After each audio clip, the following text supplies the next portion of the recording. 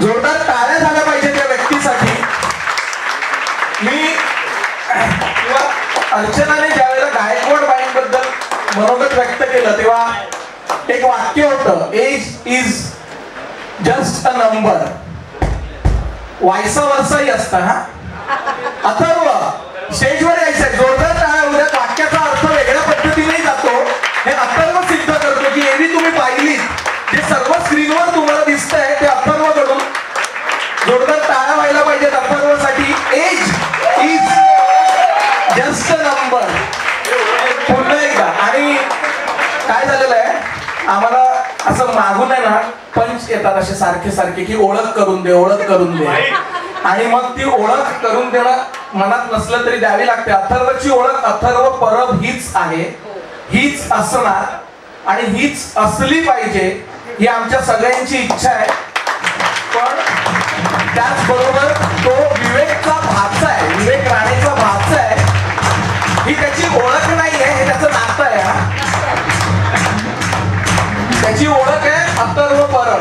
धन्यवाद अथर्व, जबरदस्त काम केलंय.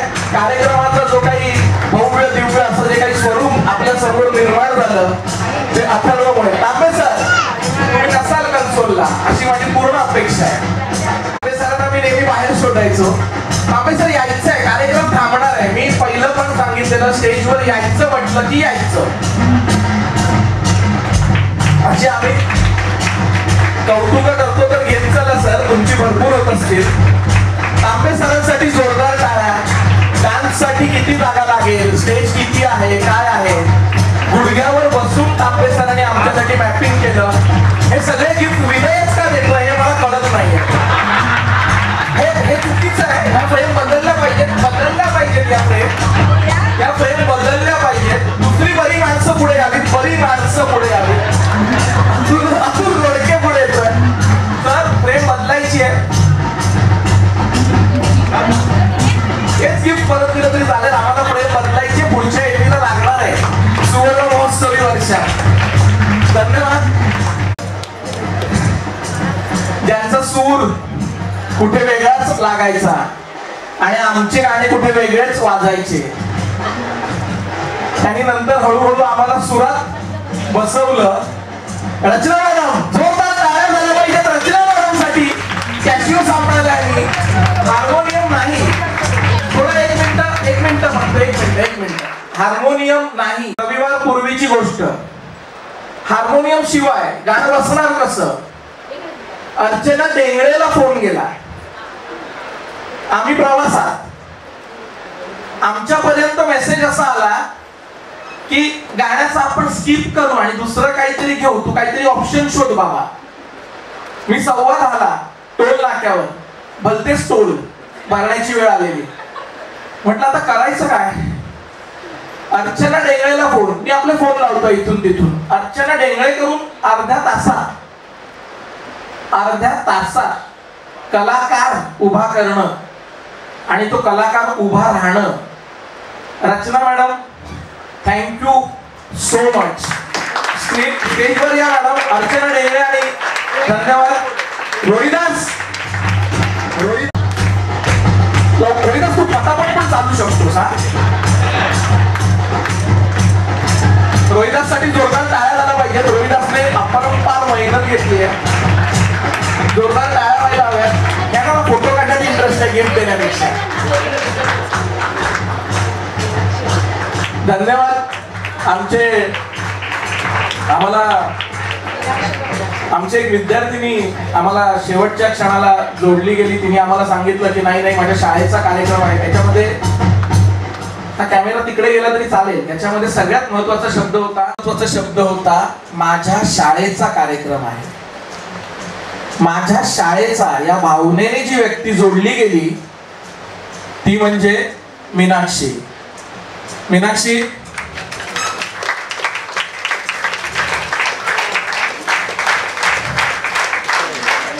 आता बाईची शागिर्द आहे ती. आणि मीनाक्षीचं कौतुक असं ती गावाला होती आणि मी तिला फोन येते शनिवारी. ती कार्यक्रमासाठी आली आणि ती त्या प्रॅक्टिससाठी होती आणि म्हणली बाई त्या बाई इतकं छान वाजवत आहेत तर मी नको, त्यांना वाईट वाटेल ना, तर नको, मी दुसरं काहीतरी काम करीन आणि रोहिदाची शिष्या आहे ती मीनाक्षी, त्यामुळे तिचं पण काही कौतुक वाटतं मला जास्त.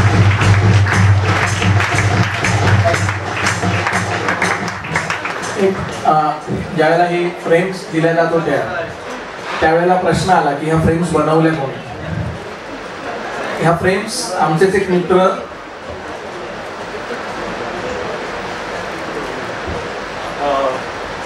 माझा एक मित्र म्हणजे माझा ॲक्च्युली ज्युनियर आहे ऑफिसचा, असिस्टंट इंजिनियर. त्याला सहजच मी कधीतरी रेखाटन करताना पाहिलं होतं.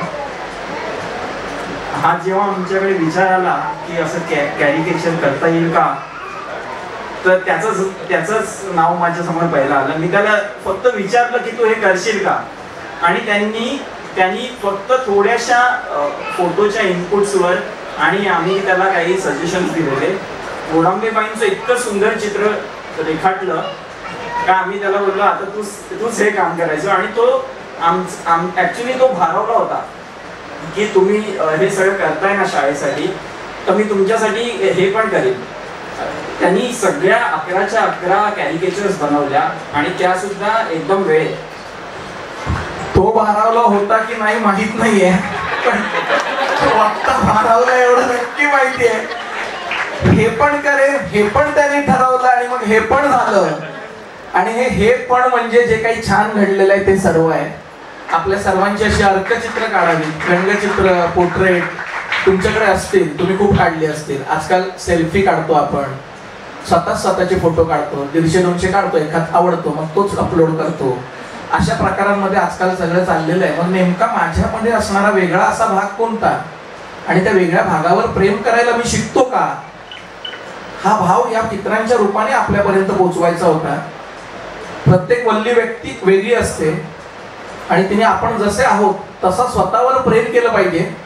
आणि म्हणून जी माणसं हृदय अर्पण करतात ती निराळीच असतात असं म्हटलं आम्ही. आता थोडे हार्टबीट्स कंट्रोलमध्ये माईक हवाय. त्या सरांचं आता त्यांनाही सरच म्हटलं पाहिजे. त्यांचं नाव कुणाल कुडतळकर आहे, असिस्टंट इंजिनियर आहे खारघर सबस्टेशनला. कार्यक्रमाला आम्ही त्यांना बोलवलेलं आवर्जून या म्हणून, परंतु खारघर सबस्टेशनला इमर्जन्सी आल्यामुळे त्याला जावं लागलं. पण तर त्याला मी आपल्या सगळ्यांच्या विशेष पोचवीन. आणि धन्यवाद. अजून कोणी राहिलं असेल तर मागून आवाज आला तरी चालेल. आता नमिता मोरे, आता हे जे काही शूट वगैरे, आता हे मी नाव घेतल्यानंतर माणसं उठत का नाही हेच मला कळत नाही. म्हणजे हे आपलंच नाव आहे का, अशा संभ्रमात आहेत का बसलेली लोक. नमिता पटापटी, आपल्याकडे एवढा वेळ नाही बाळा, भूक लागली आहे सगळ्यांना. नमिता मॅडमचे असिस्टंट, आमच्याकडे नियम आहे स्टेजवर या म्हटलं की यायचं.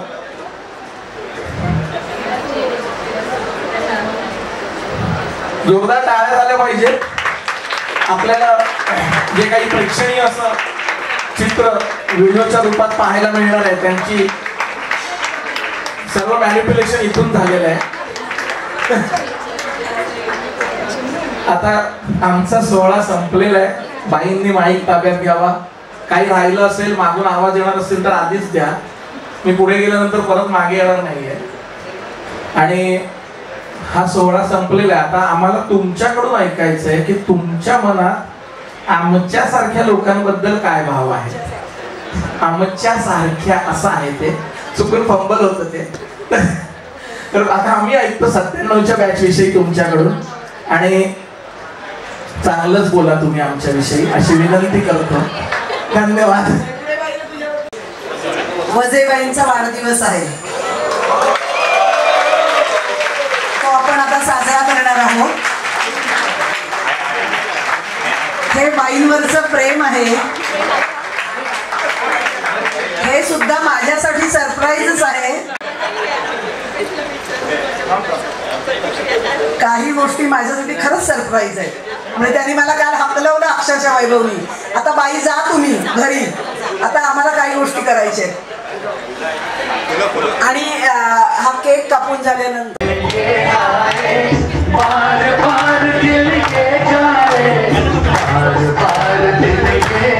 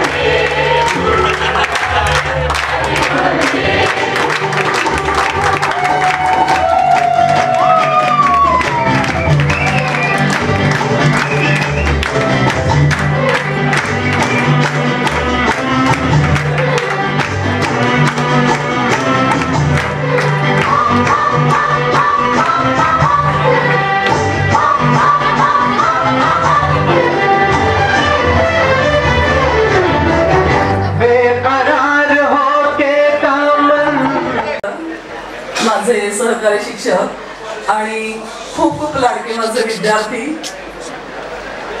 प्रथम हे सगळं इतकं सरप्राईज, म्हणजे आतापर्यंत तुमची जेव्हा निमंत्रण पत्रिका आली त्याच्यावरूनच थोडीशी आयडिया आली होती की काहीतरी वेगळं, आणि तुम्ही म्हणत होता की बाई वेगळं वेगळं, पण किती वेगळं असावं हे आज कळलं आणि अक्षरशः भारावून गेलो आम्ही. शब्द सुचत नाहीये. तर ह्या बॅच विषयी 97ची बॅच, मी 93ला शाळेत लागले आणि आपल्याकडे एक छान परंपरा आहे की जो शिक्षक 8वीला असतो तोच पुढे तो वर्ग पुढे घेऊन जातो. त्यामुळे नकळत शिक्षक आणि विद्यार्थी यांच्यामध्ये एक बॉन्डिंग असतं. आणि आता तेव्हा मी काय शिकवलं, कसं शिकवलं मला काही आठवत नाही, कारण मी नवीनच लागले होते. पण तुम्ही सगळ्यांनी मला समजून घेतलं, त्याबद्दल तुमचे आभार. आणि आता जे काही मी मनोगत जे सांगितलं त्यामध्ये थोडंसं भावनिकही होतं, कारण मला लगेच तो पास्ट आठवला. आणि खरंच म्हणजे ते काहीच बोलू शकले नाही मी. एवढ्या साध्या साध्या म्हणजे, आणि कित्येक गोष्टी आपल्या मनात असतात, कित्येक वेळा आपण बोलून दाखवत नाही, पण ह्या निमित्ताने ते बोललं जातं. की आता मी फार काही बोलत नाही, फक्त ह्या बॅचचे म्हणजे पूर्ण 10वी आणि ब ह्या सगळ्यांचे मला आभार मानावं असं वाटतं की खरं ही वेगळी बॅच आहे. कारण का आतापर्यंत सतत शिक्षकांच्या संपर्कात राहिलेले विद्यार्थी आहेत. त्यामुळे बऱ्याच वेळेला अगदी नाव नाही आठवलं, आता वय झालं पण नाव नाही आठवलं तरीही चेहरे आठवतात. आणि काहींची तर अगदी जवळची आहे, त्यामुळे सतत येणं जाणं असतं, त्यामुळे त्यांची नावं तर आठवतातच, त्याबद्दल प्रश्नच नाही. तर या बॅचचं एक वैशिष्ट्य आहे की आता सुद्धा 2 वर्षापूर्वी आपण ज्या संकटातून गेलो, जागतिक संकट होतं, पण त्या संकटात सुद्धा ह्या बॅचने आपलं सामाजिक भान जपलं. आणि हेच ह्यांचं वैशिष्ट्य आहे. आम्ही ह्यांना काय दिलं ह्यापेक्षा ह्यांनी आम्हाला भरभरून किती दिलं हे खरोखरच त्याला शब्दच नाही. आणि आत्ताचा हा सोहळा जो आहे मी वर्णनच करू शकत नाही त्याचं, की मला असं वाटलं की पण खूप धन्यवाद. माझ्या भावना काय आहे तुमच्यापर्यंत नक्की पोहोचल्या असतीलच, त्यामुळे अधिक काही मी बोलत नाही. आणि पुढील सूत्र मी आता कोणाकडे देऊ?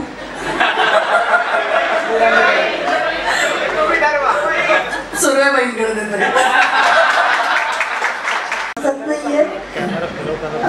बोलण्याची तेवढी सवय, वैभव इतकं काही बोलण्याची सवयही नाहीये. वैभवने आता कार्यक्रमाच एवढा खाऊन टाकलाय की म्हणजे ऐकून येतो आम्ही वैभव छान हे करतो वगैरे, पण आता त्याचं हे सगळं बघितल्यानंतर आणखी काय बोलणार. पण तरीही कार्यक्रमाबद्दल बोलते. अतिशय सुंदर कार्यक्रम झाला, अगदी आमच्या अपेक्षेपेक्षाही 100-200% सुंदर कार्यक्रम झाला. आणि एक मला सांगावंसं वाटतं, तर थोडंसं मला वेगळं जाणवलं की आमची मुलं नेहमी म्हणतात काय तू शाळेत जाऊन काय करतेस, नुसतं शिकवतेस. पण आज तीच आमची घरची आमची मुलं जर इथे असती तर त्यांनी बघितलं असतं की आपली आई नक्की शिकवते. ते त्याचा हे तिने घडवलेल्या विद्यार्थ्यांकडून जेव्हा ऐकायला मिळतं तेव्हा ते त्यांना खरंच ते आज हवे होते. म्हणजे त्यांनी स्वतः बघितलं असतं की आपल्या आईने इतकी वर्ष काय केलं. आणि ही जी बॅच आहे 97ची, ही खरं तर माझ्यासाठी पहिली बॅच. मी वयाच्या 18व्या वर्षी नोकरीला लागले, म्हणजे राजेबाईच तेव्हा मुख्याध्यापक होता. त्यामुळे मी अगदी काही तुमच्यापेक्षा आणि माझ्यात फार काही अंतर नव्हतं. पण तरी सुद्धा वयाने मोठं होऊन तुमच्या बरोबरीने वर्ष एक वर्ग शिक्षिका म्हणून तुमच्याबरोबर घालवली. खूप सुंदर बॅच. विजय भाकरे वगैरे, म्हणजे मला आता आठवत आहे ती मुलं आजारी पडली, काय झालं तर आम्ही त्यांच्या घरी जात होतो त्यांना बघायला वगैरे. आणि आज आत्ताची मुलं आणि त्यावेळेची मुलं याच्यातला फरक, ते जे बॉन्डिंग असतं ते आज तुमच्याकडे बघून आम्हाला कळते. खरंच खूप छान वाटलं. खूप सुंदर कार्यक्रम झाला. असंच आमच्याबद्दल तुमच्या मनात कृतज्ञता असू दे. शाळेबद्दलही राहू दे. शाळेलाही विसरू नका आणि आम्हालाही विसरू नका. कदाचित 50 वर्षांनी आम्ही खूपच म्हातारे झालेलो असू जेव्हा तुम्ही हा कार्यक्रम कराल तेव्हा बोलण्याची एवढी ताकद असेल की नाही तेही माहीत नाही. पण त्याला पुन्हा एकदा धन्यवाद. खूप छान झाला कार्यक्रम. थँक्यू.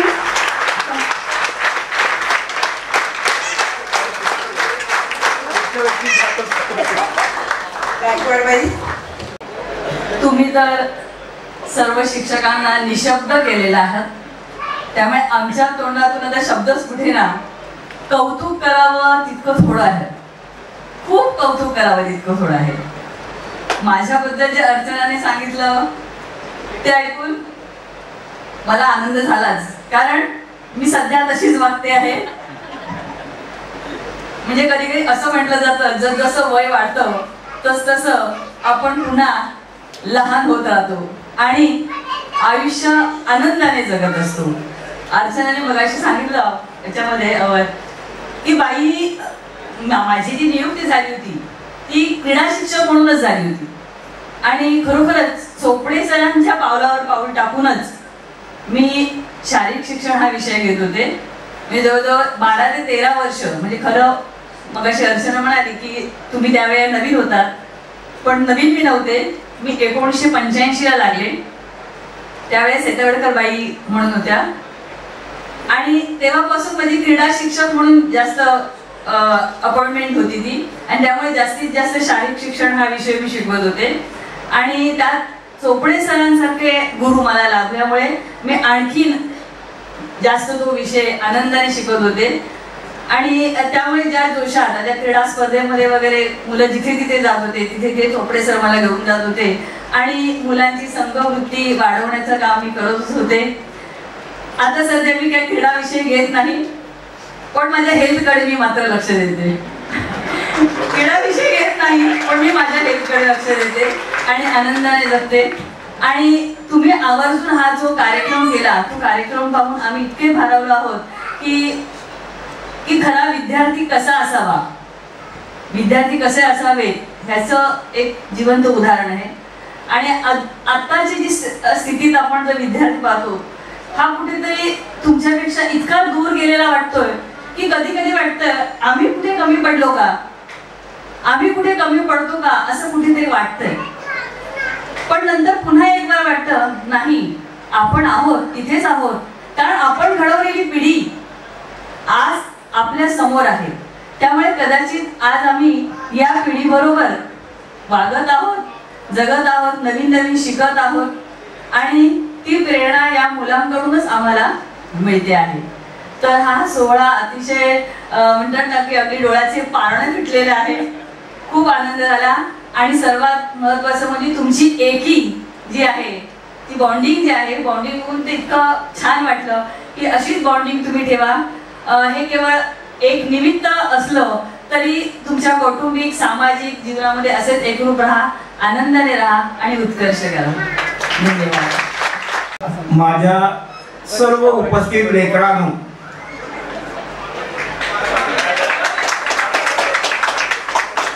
तुम्ही आता जरी 40 मध्ये आलात तरी तुमच्या आमच्यामध्ये जवळजवळ आता 18 वर्षाचा माझ्यात फरक आहे. तुमचे एक कार्यक्रमाचं नियोजन बघून माझं मन की बस असं इतकं विचार केलं होतं की हे केलं कसं आणि याच्यामध्ये सूत्रधार कोण याचं मी शोध घेत होतो. आणि याच्यामध्ये एकच सूत्रधार नाहीये असं मला काही मुलांकडून समजलं. काल संध्याकाळी मी जेव्हा थांबलो होतो तेव्हा काही मुलं माझ्या भोवती आली आणि उद्याचा कार्यक्रम कसा होईल ह्या चिंतेमध्ये होते. मी त्यांना एकच शब्द दिला, काही घाबरू नका, तुमचा कार्यक्रम यशस्वी होणार आहे, तुमच्या पाठीशी आम्ही आहोत. तुमच्या लहान सहान चुका असू द्या, या आम्ही आमच्या हृदयात ठेवणार आहोत, या कुणापुढे आम्ही दाखवणार नाही आहोत. आमचीच मुलं आपल्याच मुलांच्या चुका आपणच जर का सांभाळणार नाही तर दुसरं कोण त्या एका सांभाळणार आहे. आणि त्यामुळे आम्ही शब्द कानून दिला होता, तुम्ही काही काळजी करू नका, काही चुकू द्या, आम्ही तुम्हाला सांभाळून घेणार आहोत. आणि त्याप्रमाणे आम्ही आजचा कार्यक्रम बघितला तर ह्या चुका काय आहेत ह्यात शोधणं कठीण झालं. म्हणजे तुम्ही कुठेही वाव दिली नाही आम्हाला की चुका शोधायला. अशा प्रकारे हा तुमचा एकीचं बळ आहे. आणि हे एकीचं बळ काही करू शकतं हे कमीत कमी वेळात तुम्ही दाखवून दिलं. आपलं व्यस्त कार्यक्रम आहे, सर्वच काही मुंबईत राहणार नाही आहे, तरी पण हे बाहेरून राहणाऱ्या मुलांनी सुद्धा आपला वेळ शनिवार रविवारी शाळेच्या कार्यक्रमाच्या पटांगणात येऊन सुद्धा दिलेला आहे. त्यावेळी कोणीही या ठिकाणी विचार केला नाहीये माझी घरी मुलं आहेत, लहान मुलं आहेत, कसं सांभाळू, असा काही विचार न करता ह्या एकच ध्येय माझी शाळा आणि माझे सर्व सवंगडी आणि माझे सर्व शिक्षकवृंद या सर्वांसाठी आम्हाला एकत्र करायचं आहे आणि हा कार्यक्रम सक्सेस करायचा आहे. हे ध्येय तुमच्या समोर होतं, तर हे ध्येय समोर ठेवल्यानंतर सर्व शक्य होत आहे. तर असं नाही तुम्हाला मी आणखी एक विनंती करू इच्छितो आहे. मला वाटतं 70 पेक्षा जास्त मुलं आज उपस्थित आहेत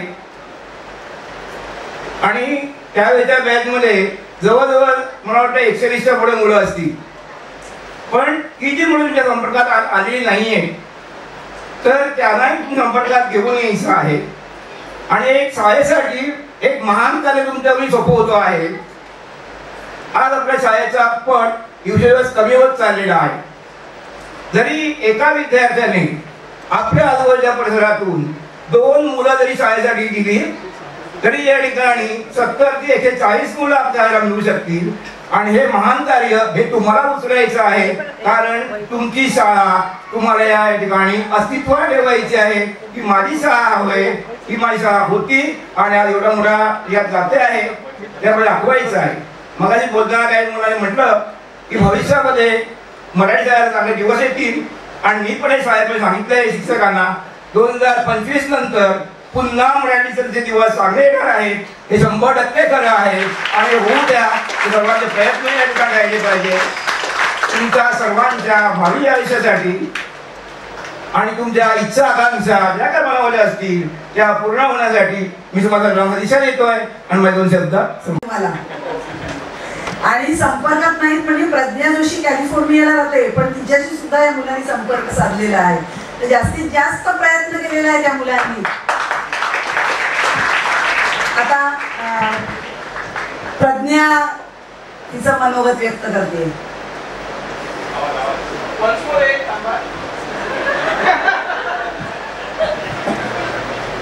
नमस्कार, माझं नाव प्रज्ञा जोशी. विद्या विकास मंडळ विद्यालयाच्या 97 सालच्या SSC बॅचची मी विद्यार्थिनी आहे.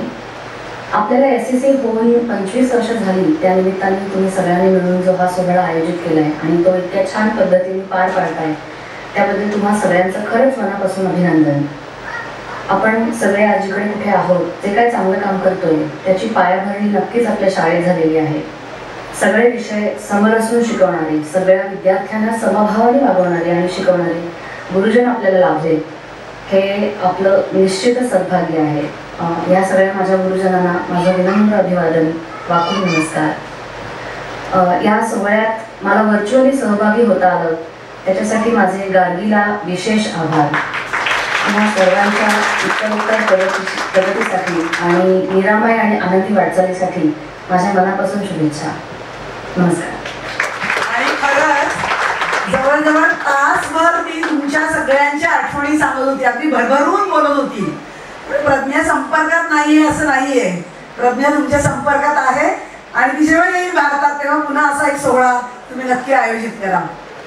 यानंतर मी जाधव सरांना विनंती करेन की त्यांनी आपलं मनोगत व्यक्त करावं. खरंच आजचा जो कार्यक्रम तुम्ही आयोजित केला तो आमच्या मनाला भारावून टाकणारा जाणवला.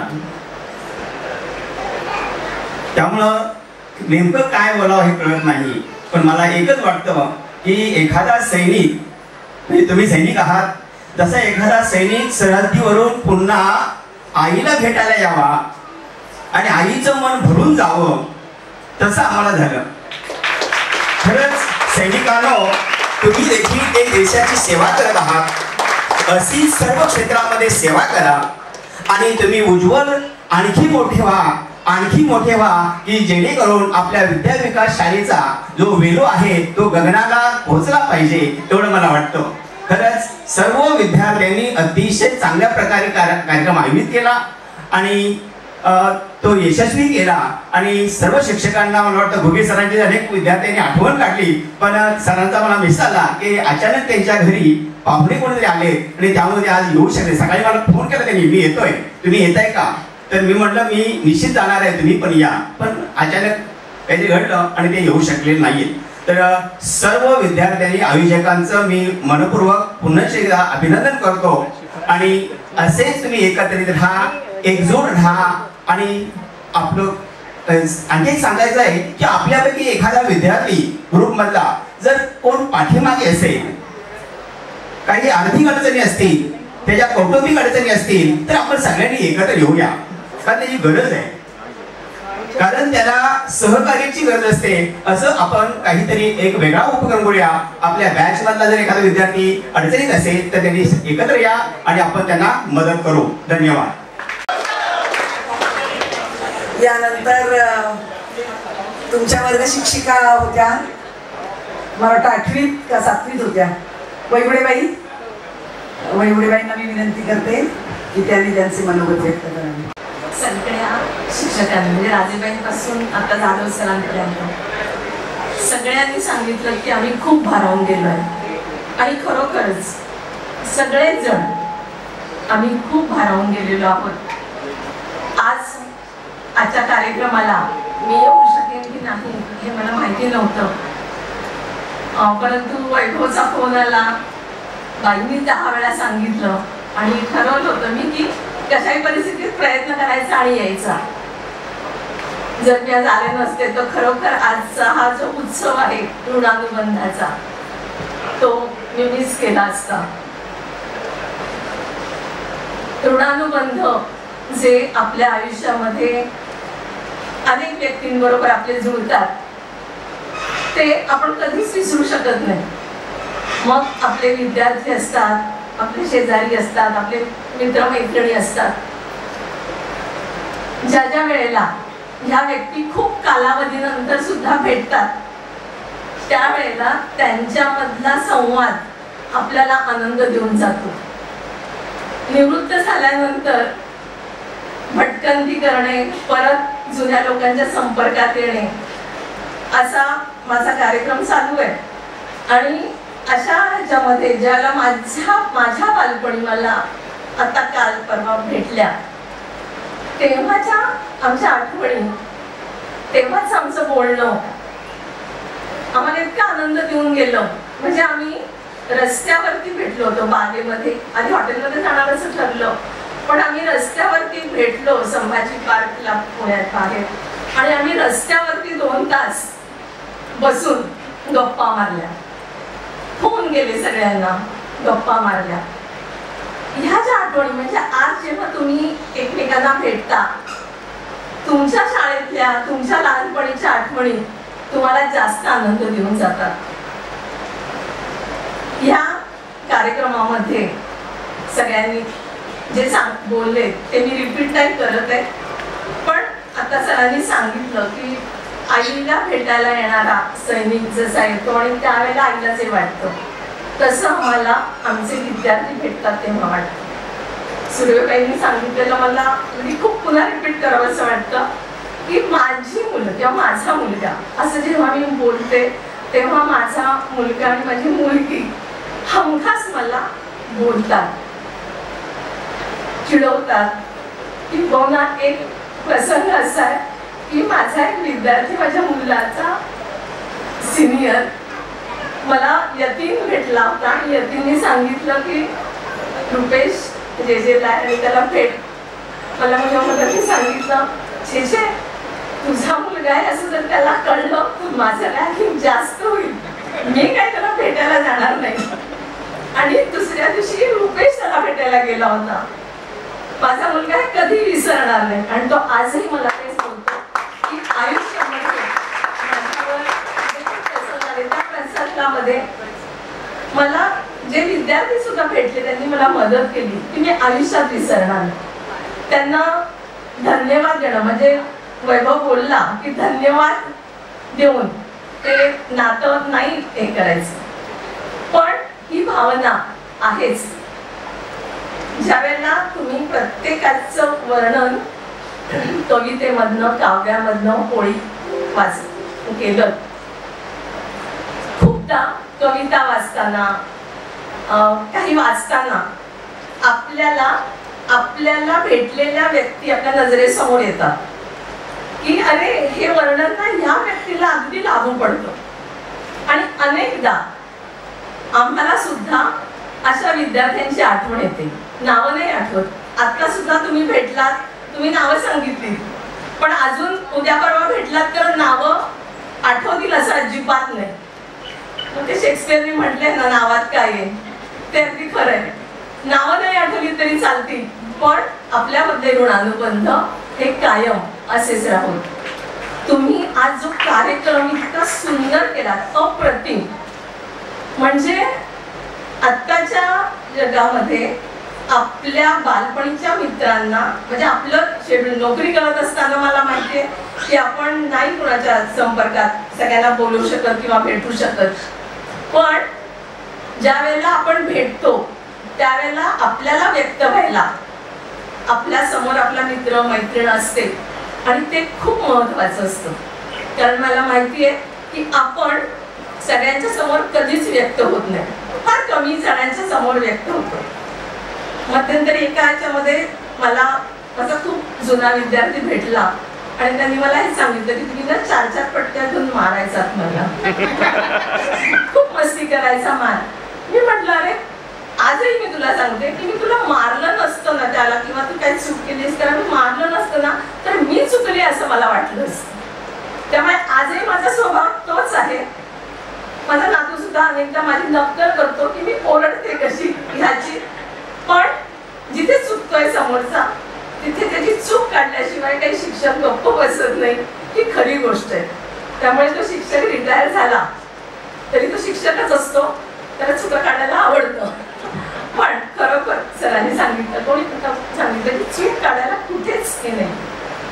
आणि कार्यक्रम इतका सुंदर झालाय की तुमच्या कार्यक्रमांमधनं कोणतीही चूक काढताच येत नाहीये, येणार नाहीये, कारण इतकं नाविन्यपूर्ण तुमचं नियोजन होतं की जे तुम्हाला आणि आम्हाला सुद्धा, म्हणजे मी आज खरोखर जर येऊ शकले नसते ना तर मी तुमचा व्हिडिओ बघताना खूप चुकचुकले असते.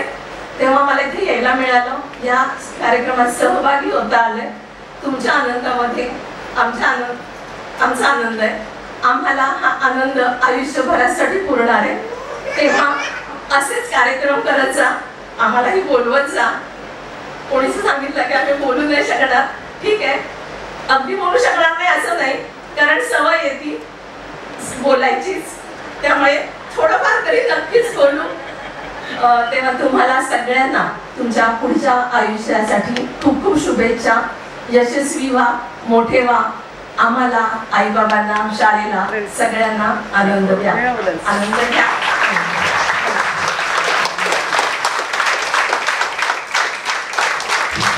बाई तुम्हाला 10 वेळा का सांगितलं मी, त्यांनी मला तंबी दिली होती, जर वैभवबाई आल्या नाही तर तुम्हाला त्यांची भूमिका वठवावी लागेल. मला हेअर कट करावा लागला असता.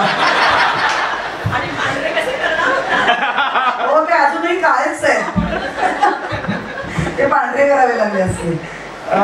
धन्यवाद. यानंतर मला असं वाटतं तुमच्यापैकी काही जणांनी आपलं मनोगत, भावना याला सुरुवात केली विनोद देसाईंनी, आणि तिथून आजच्या या कार्यक्रमाची परिपूर्ती झाली. आणि खरंच तुमच्या सगळ्या टीमला आमच्या सगळ्यांकडून कडक सॅल्यूट. एकदम आशीर्वाद तर ते आहेतच, माझ्या प्रस्तावनेमध्ये मी ते लिहिलेले आहेतच. आशीर्वाद. हो, बाणे काका, गवते काका यांना या मुलाने आवर्जून बोलवलेलं आहे.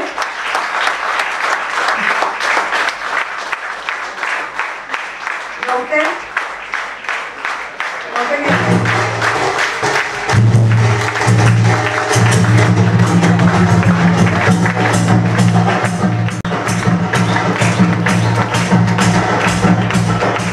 राजेबाईंना रंगमंचावर येण्याची विनंती करते की त्यांना छोटीशी भेटवस्तू ही मुलं देणार आहेत.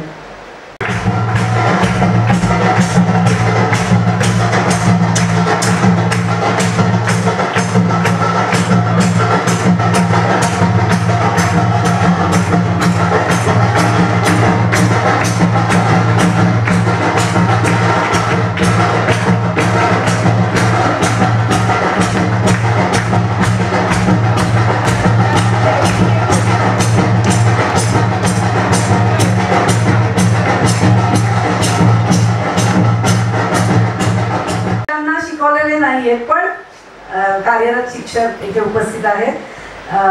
श्रीमती दराडेबाई,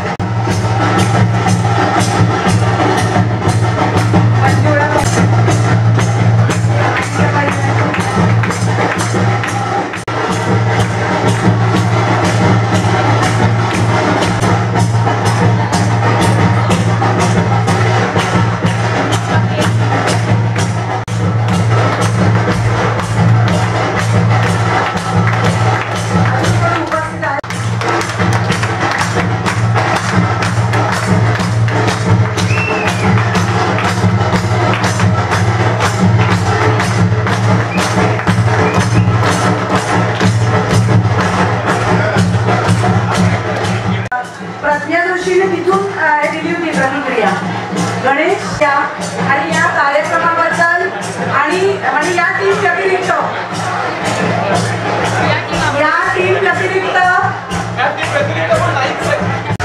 संपर्क कक्षेच्या बाहेर नसतो, आपण कतारमध्ये असतो. काय म्हणणार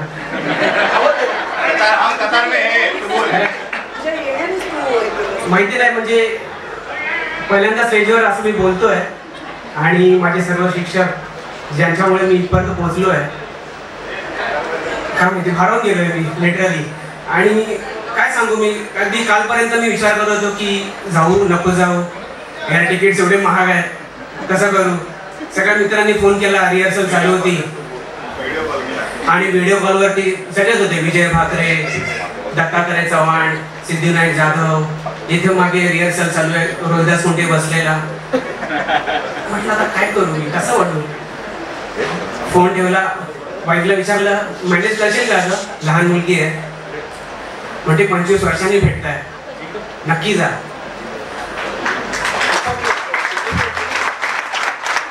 तीन तासापूर्वीचं फ्लाईट होतं, फक्त अर्ध्या तासात तिकीट बुक करून तसाच निघालो. सकाळी 4 वाजता पोहोचलो, पण काही झोप नाही लागली, अजून जेटलॅग आहे. पण सगळ्या मित्रांना भेटायचं होतं, शिक्षकांना बघायचं होतं, खूप भारावून गेलो. आणि इतका चांगला सोहळा झाला, अनपेक्षित होता. काय बोलू मी, सगळ्यांचे खूप खूप आभार. एवढाच मला ही संधी मिळाली की सर्वांना भेटता आलं. माझे सर्व मित्रमैत्रिणी, वर्ग मित्र माझे, खूप भारावून गेलो. Thank you so much, thank you so much. येण्याने त्यांनी दाखवलेल्या शाळेबद्दलची कृतज्ञता आपण हा कार्यक्रम मिस करू, त्या भावनेनेच तो आला. या कार्यक्रमासाठी आणखीन एक केक आणलाय या मुलांनी, तो आपण सगळ्या शिक्षकांनी कापावा असं त्यांना असं वाटतंय. तर या मगाशी मध्ये